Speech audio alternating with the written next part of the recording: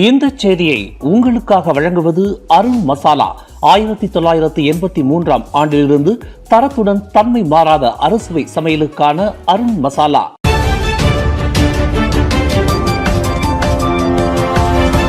வணக்கம். திசைகளின் ஒரு மணி செய்திகள். மலாக்காவில் அரசியல் கூட்டணி ஒத்துழைப்பு எளிதாக அமையும். தான் ஸ்ரீ அப்துல் ஹடி அவாங் நம்பிக்கை.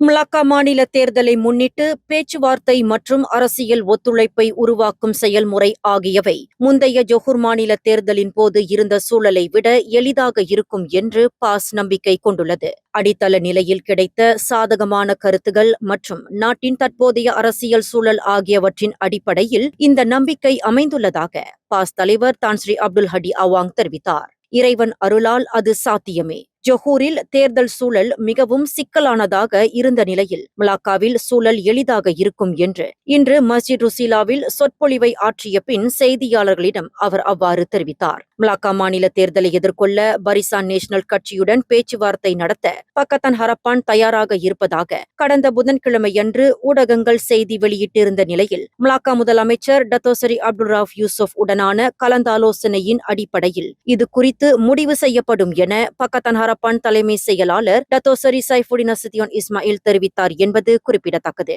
பரிகத்தா நேஷனல் மற்றும் பரிசான் நேஷனல் இடையிலான ஒத்துழைப்பு குறித்த பேச்சுவார்த்தைகள் குறித்து கருத்து தெரிவித்த அப்துல் ஹடி நியமிக்கப்பட்ட பிரதிநிதிகள் மூலம் பேச்சுவார்த்தை இன்னும் தொடர்வதாக தெரிவித்தார்.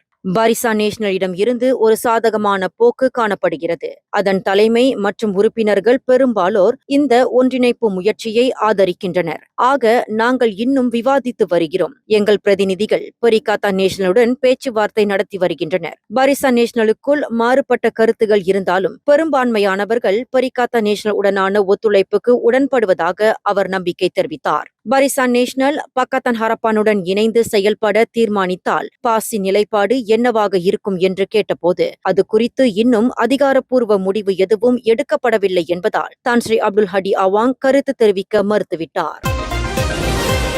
ஹஜி யாத்ரீகர்களுக்கான நியமனமான தபோங் ஹஜி தொடர்பான அரச விசாரணை ஆணையத்தின் RCI அறிக்கை தொடர்பில் அந்த அமைப்பின் முன்னாள் தலைமை நிர்வாக அதிகாரி ஒருவரை 7 நாட்கள் காவலில் வைக்க மலேசிய ஊழல் தடுப்பு ஆணையம் நீதிமன்ற உத்தரவை பெற்றுள்ளது. 60 வயதுடைய அந்த நபர் ஊழல் தடுப்பு ஆணையத்தின் ஆரஞ்சு நிற சீருடை அணிந்து புத்ராஜயா நீதிமன்றத்திற்கு காலை 9:38 மணிக்கு அழைத்து வரப்பட்டார். வழக்கை விசாரித்த நீதிமன்றம் அவரை ஆகஸ்ட் 27ஆம் தேதி வரை காவலில் வைக்க அனுமதி அளித்துள்ளது.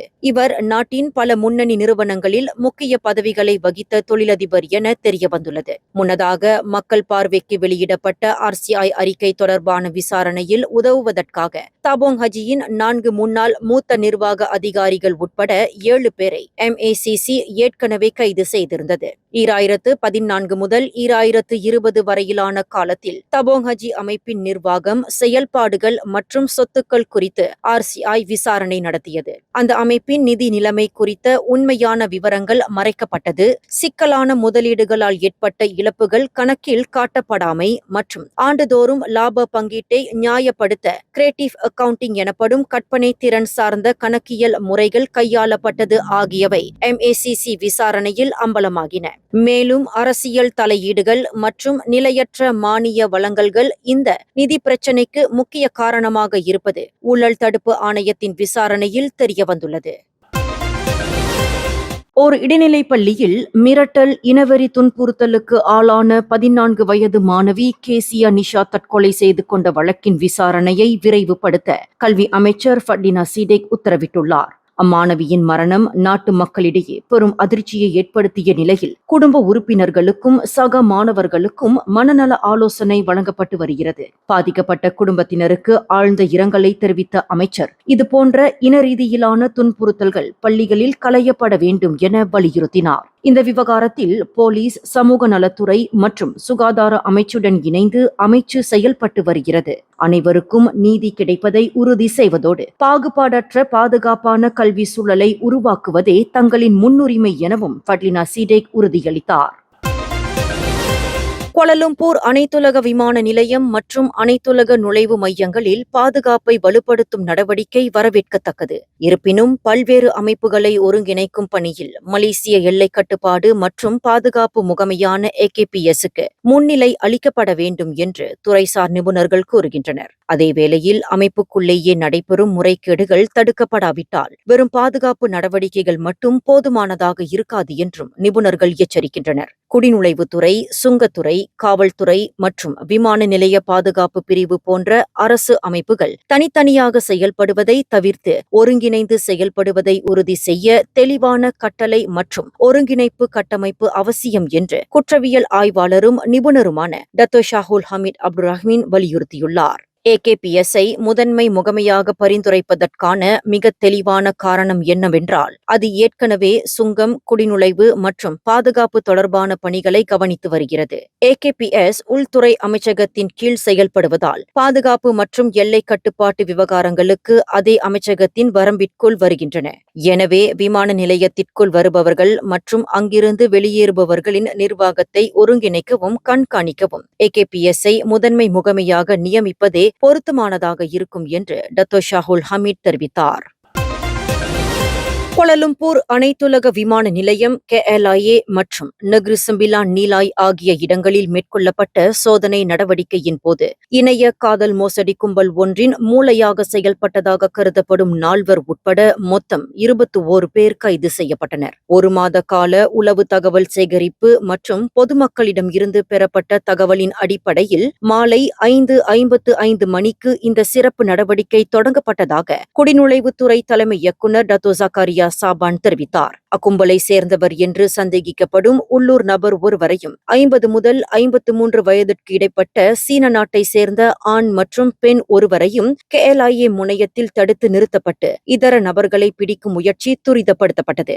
நீலாயில் நடத்தப்பட்ட சோதனையில் சீனா, மியான்மர், ரஷ்யா, பாகிஸ்தான் நாடுகளை சேர்ந்த 18 வயது முதல் 23 வயதிற்குட்பட்ட 18 பேர் கைது செய்யப்பட்டனர். இணைய காதல் மோசடி, போலி பொருட்களை விற்பது போன்ற சட்டவிரோத நடவடிக்கையின் மூலம் அக்கும்பல் 2,02,280 ரிங்கிட் வரை லாபத்தை ஈட்டியதாக நம்பப்படுகிறது. கைது செய்யப்பட்ட அனைவரும் மேலதிக நடவடிக்கைக்காக புத்ராஜயா குடிநுழைவு அலுவலகத்திற்கு கொண்டு செல்லப்பட்டனர்.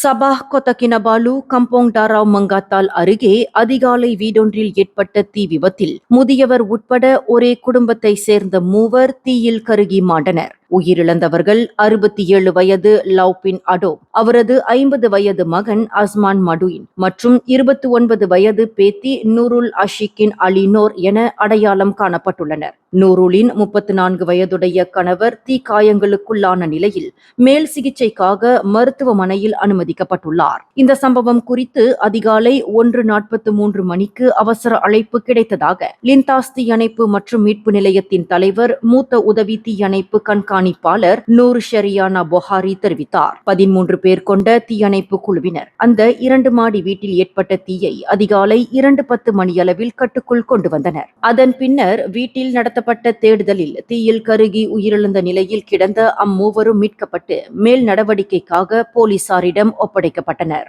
இந்த செய்தியை உங்களுக்காக வழங்கியது அருண் மசாலா.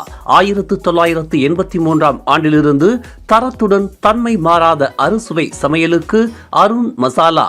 மேலும் செய்திகளை தெரிந்து கொள்ள கீழே இருக்கும் பெல் பட்டனை அழுத்துங்கள். உங்கள் மகிழ்ச்சியை வெளிப்படுத்த லைக் மற்றும் ஷேர் செய்யுங்கள். தொடர்ந்து திசைகளோடு இணைந்திருக்க சப்ஸ்கிரைப் செய்யுங்கள்.